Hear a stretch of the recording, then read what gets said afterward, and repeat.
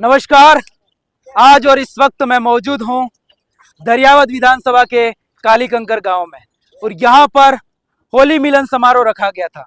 7वां फसली उत्सव यहां पर मनाया जा रहा था और यहां पर दरियावद विधानसभा के विधायक खुद थावरचंद जी डामोर भी यहां पर पधारे थे।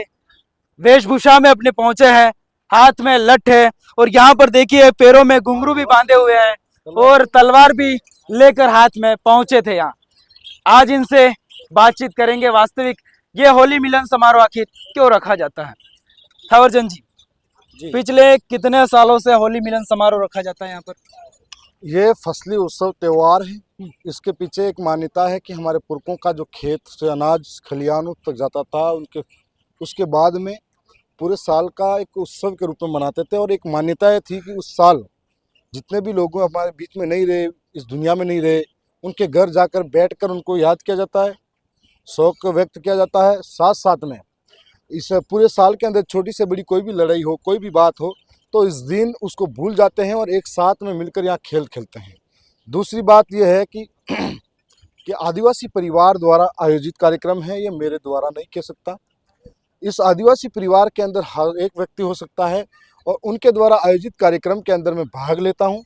और आदिवासी परिवार द्वारा एक ये सोच है उनकी कि आधुनिक पीढ़ी जो है वो पुरखों की इतनी गौरवशाली देन और गौरवशाली संस्कृति है जो धीरे धीरे विलुप्त होने के कगार पर थी, जिसकी इस संस्कृति से ही हमारी पहचान है, इस संस्कृति से हम आदिवासी ही ये लोग कहेंगे। इस आदिवासी होने की वजह से ही हमको अधिकार मिले हुए हैं, तो इसको पुनः जीवित करना पड़ेगा, नहीं तो विलुप्त हो जाएगी तो कहाँ मिलेगी। इसलिए इस साल ये सातवां फसली उत्सव कार्यक्रम है होली का, जहाँ पर हम लोगों ने आपने सबने कार्यक्रम को देखा। और सबसे बड़ी बात ये थी कि जहाँ पर 500,000 लोग इकट्ठे होकर भी छोटी बड़ी बात के लिए लड़ा जाते हैं, लेकिन यहाँ पर हज़ारों की संख्या में करीब 40-50 हज़ार लोग आपने देखे थे। और ये सिर्फ तलवारें, किसी के पास बंदूक भी हो तो किस अनुशासन के साथ में एक साथ यहाँ पर घुंघरू की झनकार पर, ढोल की थाप पर कैसे एक दूसरे के पांव एक कदम पर सुर मिलाकर चलते हैं, कैसे महिलाएं धारुआ नृत्य करती है। एक अनूठा परंपराएं हैं जहाँ पर शौर्य पराक्रम आदिवासी का एक साथ अनुशासन में दिखता है और इसको पुनः जीवित करने का काम आदिवासी परिवार द्वारा किया जा रहा है। इसके माध्यम से एक और बात कहना चाहेंगे कि आदिवासी अपनी मूल संस्कृति के साथ साथ में अपने अधिकारों के बारे में भी जागरूक होता जा रहा है। ये बड़ी बात है, इन जागरूकता की वजह से ये सारे कार्यक्रम हो रहे हैं। और इतना शानदार कार्यक्रम जहाँ पर प्रशासन भी, जब पुलिस प्रशासन भी आता है तो एक टेंट के नीचे बैठता है, हमारे आयोजक और हमारे आयोजक कमेटी और हमारे यहाँ के कार्यकर्ता स्वयं अपना कार्यक्रम मानकर इसको इतना सफल बनाते हैं। यहाँ पर हमने एक बात बहुत अच्छे से नोट करी, यहाँ पर चारों ओर से महिलाएं थी, बुजुर्ग थे, युवा थे, सबके हाथों में हथियार थे, लेकिन किसी प्रकार की कोई नोकझोंक नहीं हुई। और छोटे छोटे बाजार होते हैं, वहां पर हाट लगते हैं, मेले लगते हैं, लेकिन अचानक से लड़ाई हो जाती है। इतना भाईचारा कैसे बनाया? सबसे बड़ी बात यह है कि पहले से कहीं गुना अब आदिवासी परिवार द्वारा ये सुधार हुआ, काफ़ी समझदारी आई है। और इस समझदारी के बाद में हमने कहा कि ये कार्यक्रम आपका अपना है, ये कार्यक्रम अगर सफल बनाते तो आप बनाओगे, इसकी शोभा आपसे है।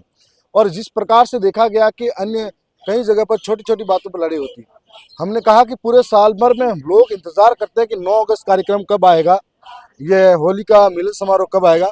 कोई भाई अहमदाबाद है, कोई दूर काम करता है, कोई नौकरी करता है, सब छोड़ के इस दिन का इंतज़ार करते हैं और यहाँ आकर अपने पूरे परिवार गांव समेत यहाँ पूरे पालों समेत आते हैं। तो पूरे साल भर की जितनी भी लड़ाई हो, छोटी मोटी बात हो, सारी खत्म हो जाती है। और इस दिन यहाँ पर कोई प्रकार का भेदभाव नहीं होता, एक दूसरे के प्रेम, लगाव और विश्वास है। जो आप देख रहे हो कि ऐसी नंगी तलवारें लेकर भी यहाँ एक साथ कदम से कदम मिला खेल सकता है, तो हर कहीं नहीं हो सकता, ये सिर्फ आदिवासियों में हो सकता है। ठीक है, लेकिन यहाँ पर एक राजनीतिक बात करेंगे। यहाँ पर आपके साथ में बहुत सारे युवा हैं जिनके हाथों में अभी भी तलवारें हैं, लेकिन किसी प्रकार की कोई नोक-झोंक नहीं, किसी प्रकार का कोई शराब का सेवन नहीं कर रखा। लेकिन जो बीजेपी और कांग्रेस पार्टियां हैं वो आप पर आरोप लगाती, बाप पार्टी पर, कि ये पत्थरबाजी यही करवाते हैं, युवाओं को गुमराह ये करते हैं, लेकिन आज तो ऐसा कुछ देखने को नहीं मिला। देखो, कुछ लोग हैं जिनकी गंदी मानसिकता है, वो नहीं चाहते कि नौजवान आगे आए, वो नहीं चाहते कि ऊपर आए। अब मेरा ये भी कहना है कि कुछ लोग, कुछ ऐसे लड़के हो सकते हैं जो गलत रास्ता पकड़ते हैं।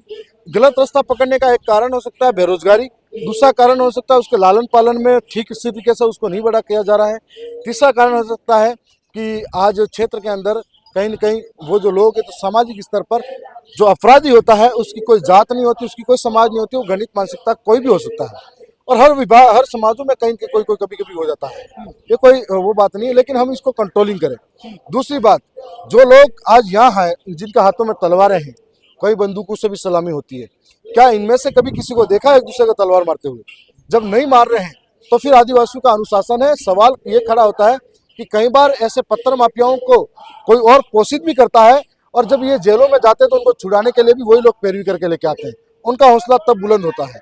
तो मैं ये भी जानता हूँ कि जो लोग हम पे आरोप लगाते हैं उनके खुद को उनकी गिरेबान में झांकना चाहिए कि कैसे कैसे बयान देते हैं। कोई कहता है कि उनके घर जला देने चाहिए, कोई कहता है कि आदिवासी को लट मारना चाहिए। तो वो लोग ऐसी भाषा बोलते हैं तो उनके समर्थक इस तरह की हरकतें कर सकते हैं, आए दिन पत्थरबाजी कर सकते हैं। लेकिन हमारे साथ जितने लोग जुड़े हुए, कितना अनुशासन आपने देखा है, अनूठी परंपरा है उनको। आज तलवार बंदूक की नोक पर भी हम एक अनुशासन में कार्य करते हैं। ठीक है। आपकी विधायकी के पूरे 2 साल पूरे हो चुके हैं, तो आपने आपकी विधानसभा में क्या ऐसे कुछ बड़े काम करवाए, गिना सकते हैं आप कुछ? मैं तो गिनाऊंगा ही गिनाऊंगा, पर मेरी विधानसभा की जनता, वहाँ के कार्यकर्ताओं से भी आप पूछ सकते हो, आपको बहुत कुछ देखने को मिलेगा कि यहाँ पर जब भारत तो डिजिटल इंडिया की बात करता है, और भारत के अंदर जब आदिवासी क्षेत्रों के अंदर पहाड़ों पर चढ़कर भी नेटवर्क नहीं आता हो तो उन आदिवासियों का क्या हाल होगा। ऐसे में डिजिटल इंडिया से मेरा भाई, मेरा छोटा भाई जो स्कूल में पढ़ता है वो वंचित नहीं हो जाए, कोई भी कार्य ऑनलाइन होते हैं वो भी दूर नहीं हो जाए। इसलिए लगभग 200 स्कूलों के अंदर मैंने, छोटी स्कूलों के अंदर लैपटॉप प्रोजेक्टर लगाकर एक डिजिटल क्रांति लेके आया हूँ। कई स्कूलों के अंदर मुझे एक बात और मालूम है अच्छी तरीके से कि जो समाज शिक्षित होगा, वही पढ़ा लिखा होगा, जागरूक होगा, तो अपने अधिकारों को जानेगा। अधिकारों के साथ साथ में वो जो समाज शिक्षित होगा तो सरकार की योजनाओं का लाभ ले पाएगा। इसलिए शिक्षा को पारदर्शी बनाने के लिए मैंने कई स्कूलों के अंदर सीसीटीवी कैमरे लगवाए। जहां झालावाड़ की घटना के बाद में मेरे मन में चीज आई कि विधायक मत का उपयोग सही ढंग से करूंगा न, और उसी तरीके से मैंने एक प्रयास किया। कई स्कूलों में टीन सेट लगवाए जहां पर 500-500 बच्चे बैठ सकते हैं, और साथ साथ में कई भवन जर्जर है वहां के लिए भी काम करें। लाइब्रेरी डिजिटल बन रही है, कई जगह ऐसी जो आंगनबाड़ी है, माहवाड़ी है, स्कूल है, या ऐसी बस्ती है जहाँ तक आज़ादी के बाद आज तक किसी ने ध्यान नहीं दिया हो या पानी नहीं पहुंचा हो, वहां पर भी हेडपंप लगाए हैं। कई सड़कें बन रही हैं, लेकिन विकास विरोधी लोग उनको आज भी पसंद नहीं है। तो कई ऐसे भी लोग हैं जिन्होंने हर तरीके की टांग अड़ाने की कोशिश की है। तो हर तरीके के लोग यहाँ पर मौजूद है, लेकिन जनता समझती है आज की तारीख में। दरियावत की जनता वो समझदार है, यहाँ के कार्यकर्ता वो समझदार है, और मेरे प्रयासों को भी अच्छी तरह से जानते हैं। विधानसभा के अंदर भी गया हूँ तो रोज मेरे जो भी बोलता हूँ देखते हैं, और इनके हक की और हित की बात को हमेशा ले जाता हूँ, क्योंकि मैं भी सड़क से उठा हूँ। मेरे पिता किसान है, खेतों से काम करते हुए सदन तक गया हूँ। नौजवान युवा हूँ तो युवाओं की पीड़ा को समझता हूँ, किसान हूँ तो किसान की समस्या को समझता हूँ, और गरीबी देखी है, मजबूरी देखी है, और पढ़ाई लिखाई करते वक्त भी मजदूरी करके की है।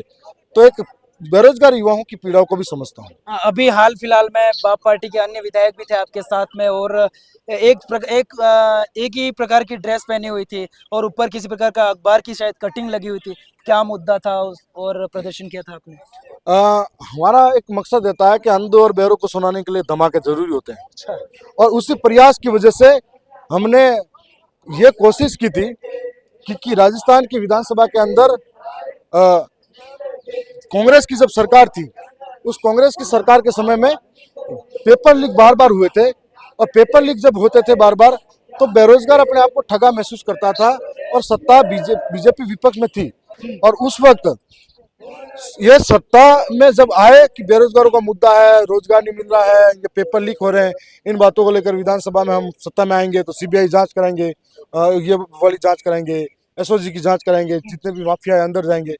और उसके बाद में विधानसभा के अंदर उन्होंने प्रदर्शन किया था, जो उसकी अखबार की कटिंग थी।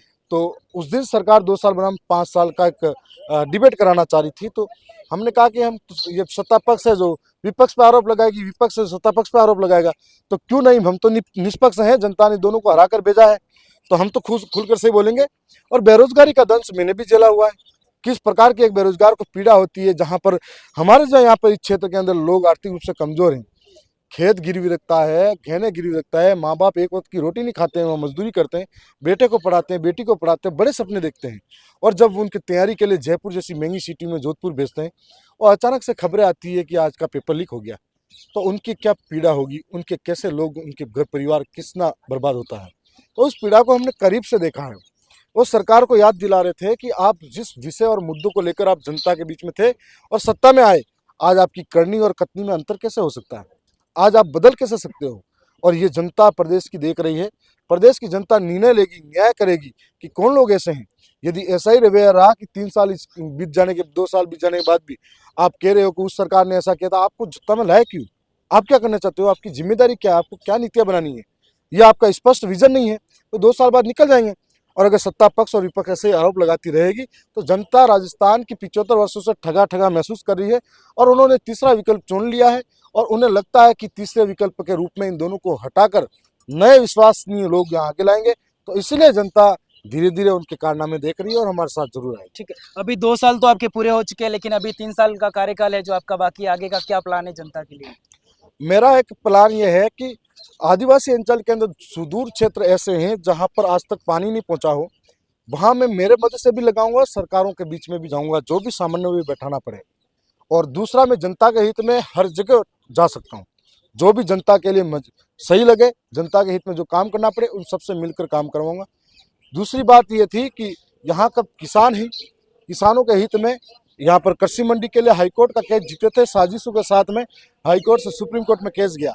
सबको मालूम है इसके पीछे किसकी साजिश थी और कौन लोग ऐसे थे जो सुप्रीम कोर्ट तक जाने तक, है ना, सीमा जानकारी तक रोक लगाने की कोशिश करे थे। सरकारें जिनकी थी, सत्ता का दुरुपयोग करने का काम किया गया था। कौन ऐसे लोग तो जो किसान जब मजबूरी में खाद की लाइनों में खड़ा रहता है तो खड़े नहीं रहते हैं।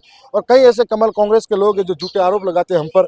तो हम तो ये कहते हैं कि आज एक व्यापारी भी बोल दे कि 1 रुपया भी हम हमसे लिया है तो हम तो राजनीति छोड़ दें, क्योंकि किसानों के मुद्दों पर हम जीत के आए हैं, उनके साथ धोखा नहीं हो सकता। नौजवानों के मुद्दों पर जीत के आए, धोखा नहीं हो सकता। झूठे लोग और झूठी बातें, झूठी अफवाहें हमेशा चलेगी, चलाने वाले लोग ही। जनता ये निर्णय करेगी कि आप जिसके ऊपर भरोसा करें वो सही है कि नहीं है। दूसरी बात, आने वाला समय है जहाँ पर बिजली, पानी, सड़क की जो बात होगी वो ले जाएंगे। आदिवासी अंचल के अंदर जहाँ बरसों से लोग पहाड़ों में रह रहे हैं, जंगलों में रह रहे हैं, उनको वन विभाग हो, चारागाह हो, बिला नाम जमीन हो, वहाँ हमेशा खदेड़ा जाता है, कभी विकास के नाम पर विस्थापित किया जाता है। उनके हक की बात करेंगे। विधानसभा के अंदर जो विधायक मत का बजट है, अधिक से अधिक संख्या में हम शिक्षा व्यवस्था पर खर्च करेंगे ताकि यहाँ की शिक्षण व्यवस्था मजबूत हो पाए और हमारा समाज उन्नति करे, हमारे लोग उन्नति करे। और आगे आकर वो शिक्षा में जब मजबूत होंगे तो सरकार की योजनाओं का लाभ ले पाएंगे, सरकार के तमाम जो हमारा अधिकार है, हक है, उसकी बात को पुरजोर तरीके से उठा पाएंगे। बहुत बहुत शुक्रिया। ये थे खास हमारे साथ में धरियावद के विधायक थावरचंद जी डामोर, जिनके वीडियोस आपने अक्सर देखे होंगे। विधानसभा में बेबाकी से उठाते हैं, आदिवासी अंचल के जो भी छोटे मोटे मुद्दे हो उनको बेबाकी से रखने का प्रयास करते हैं और हमारे सवालों पर भी बेबाकी से इन्होंने जवाब दिया है। आप क्या सोचते हैं? कमेंट करके अपनी राय जरूर दें। मैं हूं प्रवीण डोडिया, भारत की आवाज। नमस्कार।